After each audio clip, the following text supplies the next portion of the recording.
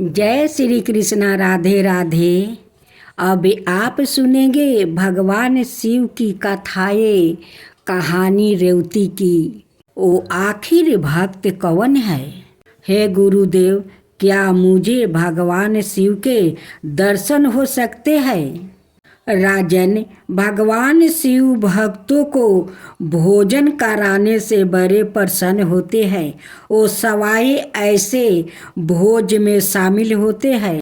यदि ऐसा है तो हम प्रतिदिन 1000 लोगों को भोजन कराएंगे। प्रभु उस दृश्य को देखकर प्रसन्न होंगे। परंतु भगवान, हम उन्हें पहचानेंगे कैसे? यदि उनकी कृपा हुई तो तुम उन्हें अवश्य पहचान लोगे। 1000 शिव भक्तों को भोजन कराने की व्यवस्था की गई है। प्रथम दिन राजन 1000 पत्तले लगा दी गई है और भोजन परोस दिया गया है। भक्तगण परीक्षा कर रहे हैं, परंतु क्या यह उचित नहीं कि मैं सवाए जाकर उन सब भक्तों का आदर सत्कार करूं? राजन, वो बात नहीं है। मंडप में केवल लोग ही बैठे हैं। एक स्थान खाली बचा हुआ है, उसको भी भर जाने दो। हमें एक व्याकृत के लिए अनाए लोगों को धैर्य की परीक्षा नहीं लेनी चाहिए। हो सकता है कि ईश्वर को लगता है कि आज के लिए व्याकृत ही पर्याप्त है। भक्तों को परीक्षा करवाना उचित नहीं होगा। चलो अंदर चले। मैं आप सबको निमंत्रित स्वीकार करने के लिए धन्यवाद देता हूँ। मैं निश्चित ही बड़ा भाग्यशाली हूँ। कृपया मुझे आशीर्वाद दे। आमतय आप इतने चिंतित क्यों हैं? हे राजन, मुझे पता नहीं यह भूल कैसे हो गया। क्या मैंने कहा नहीं था कि केवल ही आए हैं, पर अब यहाँ 1000 लोग भोजन कर रहे हैं। मैंने अच्छी तरह गिना है। राजन, आपकी शिव भक्त आपकी, आपके परिवार की और आपकी प्रजा की रक्षा करे। भगवान शिव की जय हो। समस्त संसार के अधिपति भगवान की जय हो। हमने तो यही संकल्प किया था कि 1000 लोगों को भोजन कराएंगे। भगवान नीलकंठ की यही इच्छा होगी। आज कितने लोग आए हैं? आश्चर्य की बात है, तो 1000 लोगों भोजन कर रहे हैं। केवल महाराज, मैंने सवाए गणना करके उनको भीतर भेजा है। मैंने 1000 पान के बीड़ा तैयार करके रखा है ताकि कोई भूल ना हो। मैं बांटते समय उनकी गिनती करूँगा। राजन, यह सचमुच ही आश्चर्य की बात है। मैंने ठीक से गिन कर ही सब लोगों को भीतर भेजा था। मेरे मित्रा ने तेनान डान भी गिन कर ही सब लोगों को मंडप में बैठाया है। गिनती में भूल होने की कोई संभव नहीं है। ठीक है, मैं सवाए भी को गन कर पान दूंगा।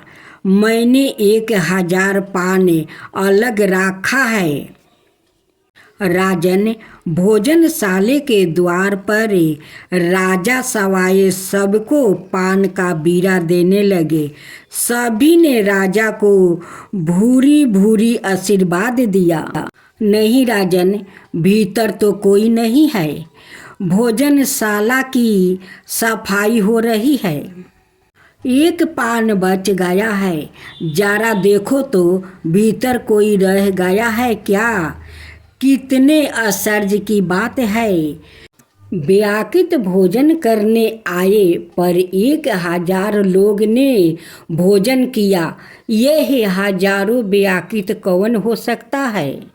यह चमत्कार कुछ दिनों तक चलता रहा। इस गुप्त हजारों व्याकृत का कोई भी पता नहीं चला। राजा इस गुप्ती को सुलझाने में डूबे रहते। एक दिन भगवान शिव ने उन्हें सपने में दर्शन दिया। राजन, तुमने शिव भक्तों को भोजन करवाकर मुझे दीर्पित कर दिया है। वो हजारों व्याकृत जिसे तुम खोज रहे हो वो मैं हूँ। इसी तरह से राजा ने कई वर्षों तक शिव भक्तों को नित्य भोजन करवाया। फिर भी वो उस हजारों व्याकृत को देख नहीं पाया। राजा वृद्ध हो चले।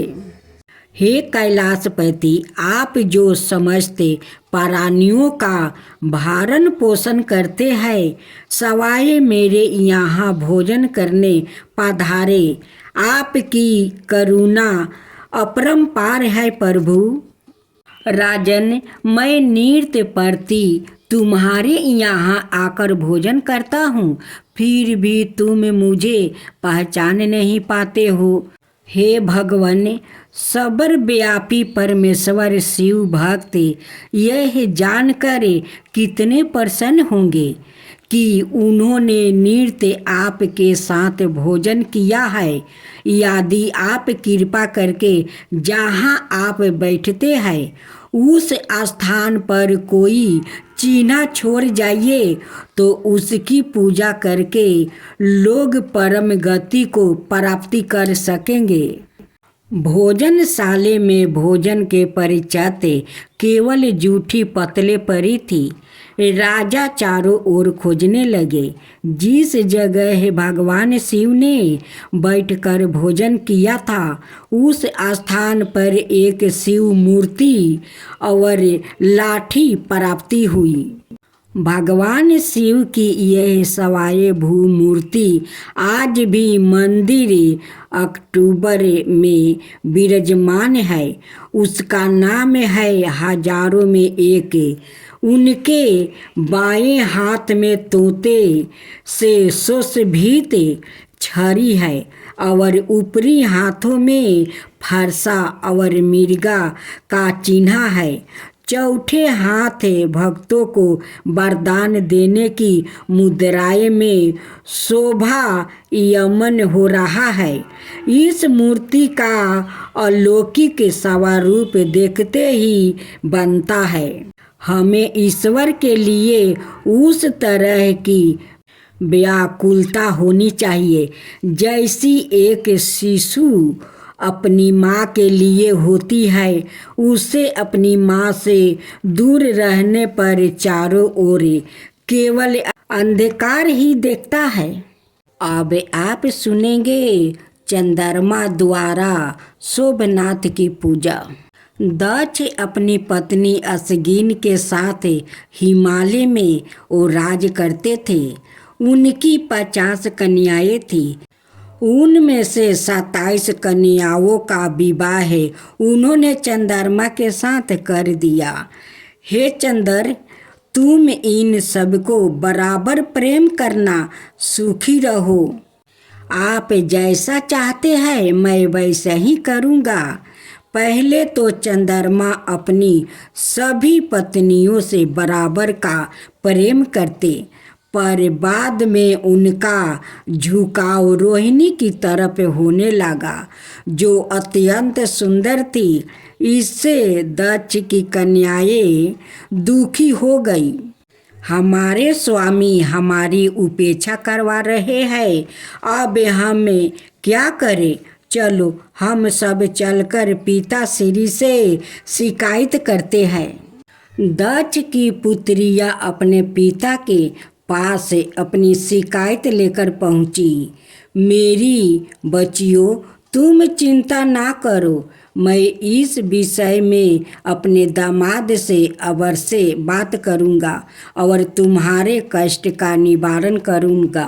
चंद्रमा, तुम केवल रोहिणी का ही ख्याल रखते हो और अपनी अन्यायी पत्नियों की उपेक्षा कराते हो। यह उचित नहीं है, अपने को सुधारो।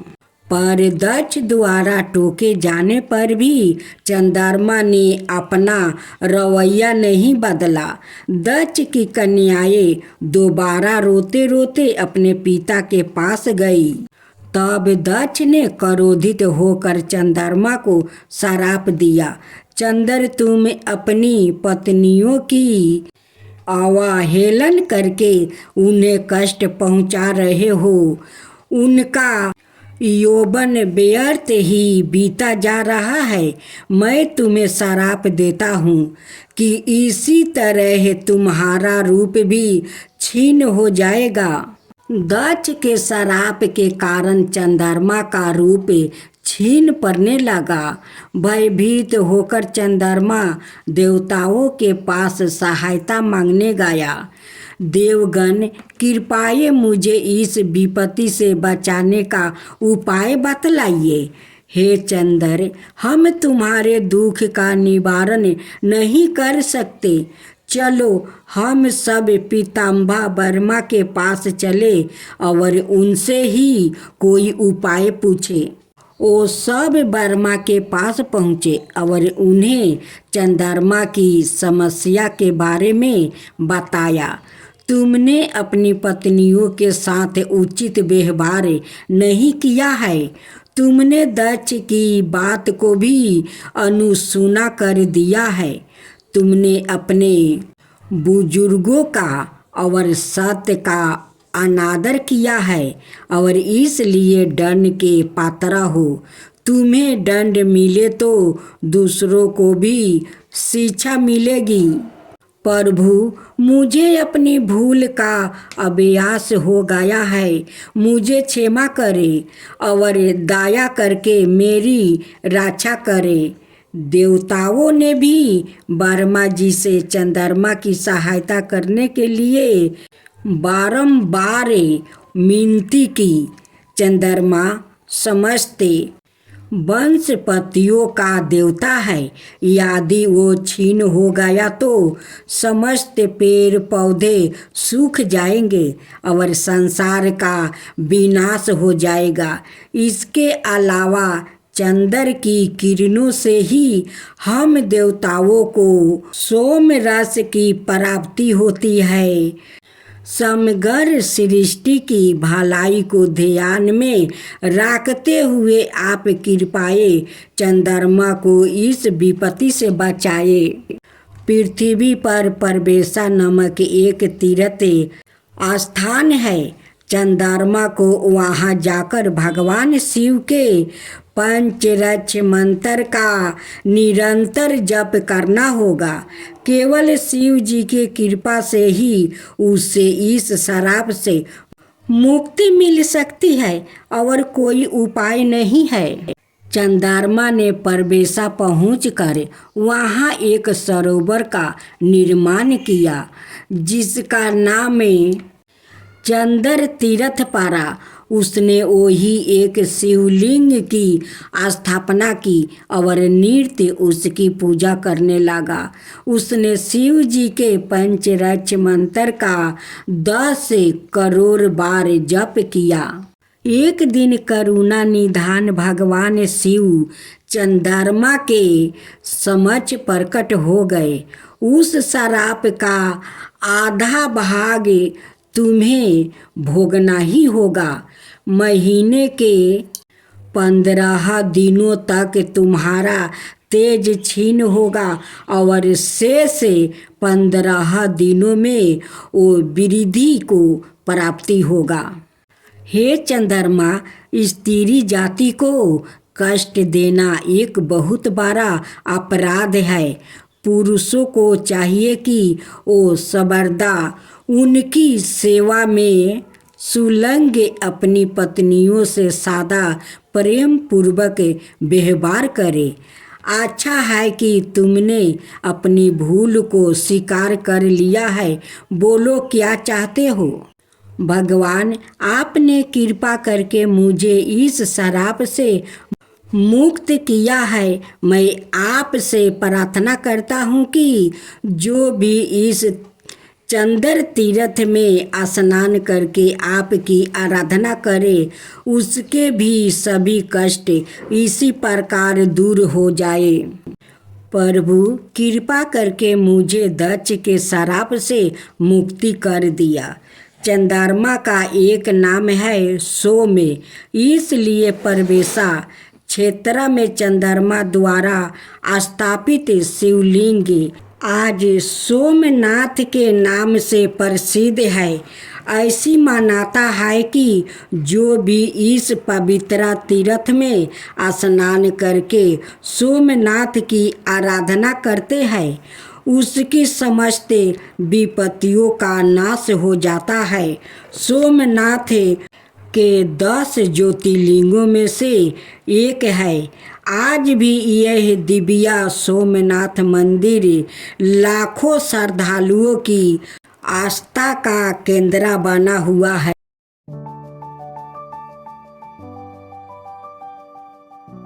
जय गणेश गिरिरासु मंगल मूला सुजाने, कहत अयोध्या से तुम देहु अभय वरदान।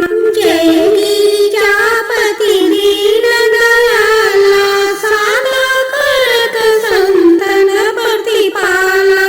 भारी चंद्रमा सोहत नीक, कानन कुंडल नाग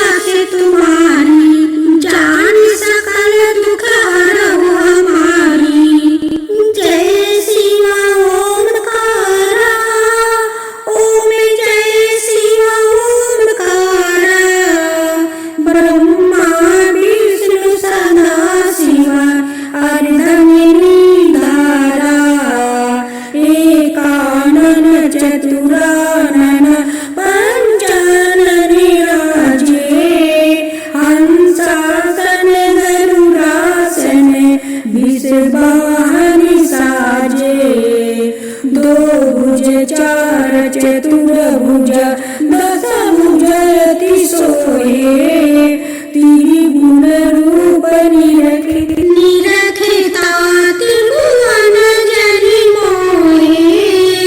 ओम जय शिव ओमकारा अक्षरमाला वनमाला रुद्रमाला धारी चंदन निगम सोहे बाले शिशिधारी। ओम जय शिव ओमकारा सीतंबर पीतंबर गंबरी अंगे सनिकादिक गरुणादिके भूतादिक संगे करिके मध्यम कमंडलु चक्र त्रिशूलधरिता जगि करता जगि भरिता जगि संहारि करता। ओम जय शिव ओमकारा ब्रह्मा विष्णु सदा शिव जानते अभिवेका प्राण वचन में मध्य में यह तीनों एका। काशी में विश्वनाथ विराजते नंद ब्रह्मचारी नित उठी भोग लगावते महिमायति भारी। ओम जय शिव ओमकारा तिरगुण शिव जी के आरती जो कोई नरि गावे शिव जो कोई नरि गावे कहत शिवानंद स्वामी मन भजत शिवानंद स्वामी मन वांछित फल पावे। ओम जय शिव ओमकारा। ओम जय गणेश